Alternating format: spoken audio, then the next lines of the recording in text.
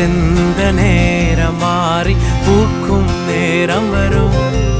நீ பூத்து காய்த்து கனி கொடுத்து வாழ்க்கை மாறிவிடும். உன்னை பார்த்து நகைத்த உறவுகள் எல்லாம் மீண்டும் கூட வரும். நீ நீதியின் வாழ்க்கை வாழ்ந்தவன் என்று ஊரே பேரு சொல்லும். மனசே